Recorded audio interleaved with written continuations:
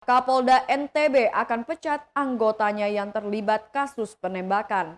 Kapolda Nusa Tenggara Barat, Irjen Pol Muhammad Iqbal menyatakan akan segera memecat anggota Polres Lombok Timur, yakni Bribka MN berusia 38 tahun yang menembak rekannya sendiri, Bribtu Hairul Tamimi. Selain sanksi pemecatan dari kepolisian, Irjen Muhammad Iqbal juga memastikan proses pidana terhadap Bribka MN bakal berjalan.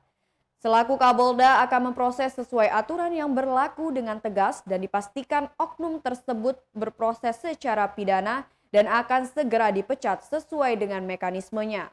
Untuk diketahui, Bribka MN diduga menembak Bribtu Hairul Tamimi di kediaman korban di Gria Pesona Madani, Kecamatan Selong, Lombok Timur pada Senin 25 Oktober 2021. Penembakan itu terjadi diperkirakan pada siang hari.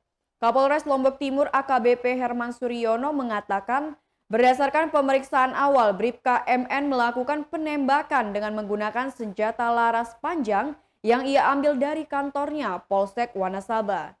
Setelah diambil secara diam-diam dan dipakai untuk menembak Bribtu Hairul Tamimi, senjata dikembalikan lagi ke Polsek. Setelah menggunakan senjatanya, ia seolah-olah tidak pernah menggunakannya. Sekitar pukul 15 waktu Indonesia bagian tengah, pelaku menginformasikan kepada rekan kerjanya kalau dia habis melakukan penembakan. Senjata diambil pada pagi hari karena dia memang memiliki jadwal piket. Sementara jenazah Bribka MN ditemukan oleh saksi M. Syarif Hidayatullah yang datang ke rumah korban sekitar pukul 15 waktu Indonesia bagian tengah.